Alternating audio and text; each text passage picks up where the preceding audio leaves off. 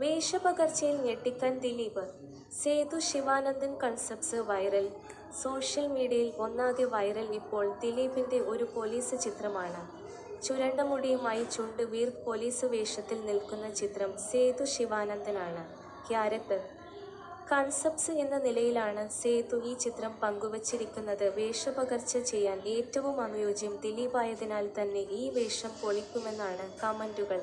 കുഞ്ഞിക്കുണനും ചക്കരമുത്തു ചാന്തുപൊട്ടും മായാമോഹിനിയും ചെയ്ത ദിലീപ് ഏതു വേഷവും കലക്കുമെന്നും കമന്റുകളുണ്ട്.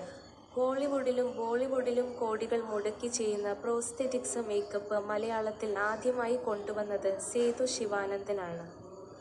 ബറോസ് സിനിമയിൽ മോഹൻലാലിന്റെ കഥാപാത്രത്തെ അദ്ദേഹത്തിന്റെ ഭാവനക്കനുസരിച്ച് ഡിസൈൻ ചെയ്തത് സേതുവാണ്.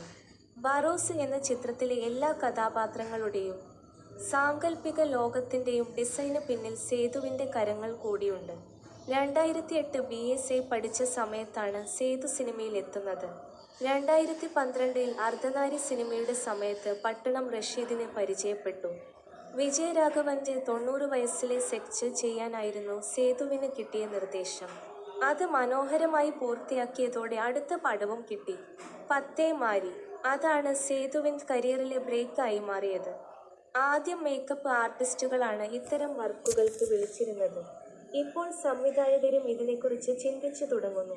ഒടിയനിൽ തുടങ്ങി ബറോസ്, 12th മാൻ, എലോൺ തുടങ്ങിയ മോഹൻലാലിന്റെ പ്രോജക്ടുകളുടെയെല്ലാം കഥാപാത്രങ്ങളുടെ രൂപഭാവം സേതുവാണ് കണ്ടെത്തിയത്.